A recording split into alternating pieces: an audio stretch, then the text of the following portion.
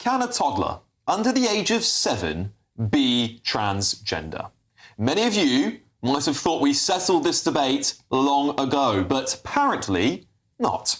The NHS has removed a proposed age limit that would have prevented children under 7 from being referred to specialist gender identity clinics. Initial guidance suggested that under 7s were just too young, for such services, but now new guidance will allow children of any age, to be treated by the NHS after pressure from transgender advocacy groups. Well, to talk about this, I'm now joined by Steph Richards, CEO of Translucent. Steph, we've been having this debate in the country about, of course, what a woman is. We've had that sorted out through the Supreme Court. We've had the Health Secretary come out quite strong when the government was sort of just won its election, saying we're going to stop all this stuff around gender identity. But, you know, children under the age of 7 surely shouldn't be getting any care when it comes to transgender issues, because we can't have children just can't be transgender under the age of 7, surely. Are you suggesting that kids shouldn't have health care? Because it's a human right under the European Convention of Human Rights, the Human Rights Act, the Universal Declaration of Human Rights. So kids can have health Steph, care. what I'm suggesting is that a child under the age of 7 surely won't know if they're transgender or not. They're gender questioning. There's a difference between being trans and gender questioning. We've done our own survey in 2022. We found that out of 516 respondents, 38% of the adult trans community knew that they were gender questioning at under 9. Another further 23% were gender questioning at 13 and 16% at under 18.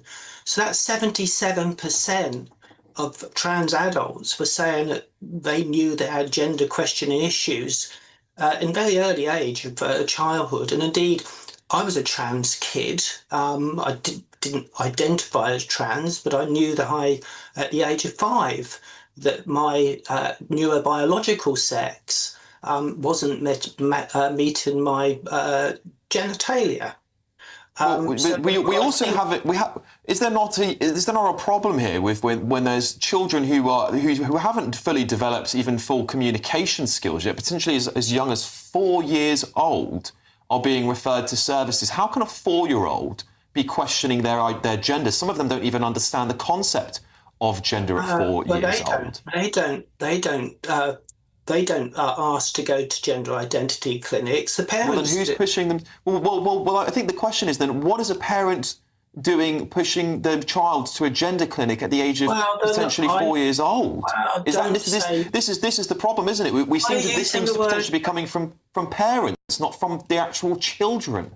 No, it's coming because the children's gender play expression, perhaps are playing with dolls, or in regards to perhaps young girls being more masculine, wanting to do rough and tumble play. So I suspect it's actually coming from the way that the child's doing their gender expression, not in regards to.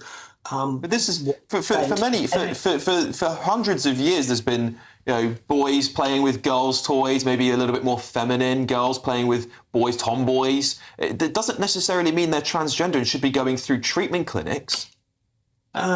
Well, as I say, we're not identifying them as trans, are we? We're identifying them as gender questioning.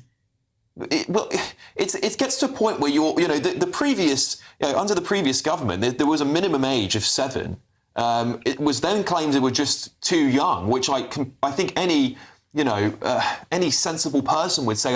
Any child under the age of 7 years old surely cannot be questioning their gender. It's coming from the parents. This is the point. It's not the child, it's the parents. It's the overarching parents who've got potential ideological preferences, pushing their children and reaffirming something that may not exist. That's a pretty heavy statement. I don't think so. I think that's. I really don't. I really don't think that's very heavy at all. I think parents might be pushing ideology onto their children. We see it all the time. Well, I would disagree with that. most parents are trying to do their very best for their children. I'm sure if you had kids, you would be doing the best for your kids as well. Well, yeah, well, maybe we just disagree on the fact that I don't think sending children under the age of 7 years old to a gender clinic is a very sensible or very reasonable thing to do to children, if I'm being completely honest with you. But some of these kids are being considered to have gender dysphoria. You know, again, like you said, taking a liking to toys or clothes typical of the opposite sex. This is a problem with parents, and obviously we've got transgender, you know, activist groups pushing this stuff onto the NHS. This is a waste of money, isn't it? It's damaging for children.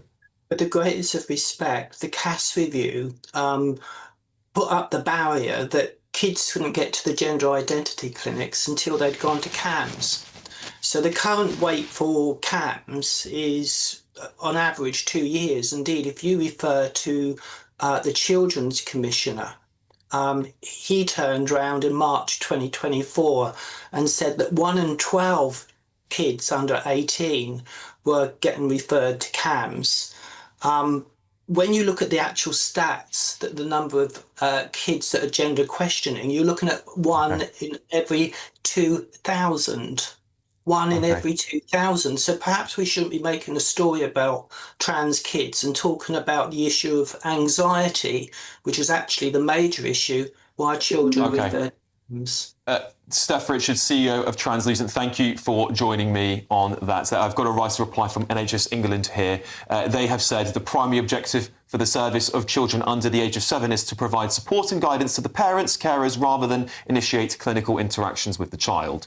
The appropriateness of a referral of a child under 7 would be first agreed by paediatric or mental health specialists and the new Children and Young People's Gender Services through pre-referral consultation.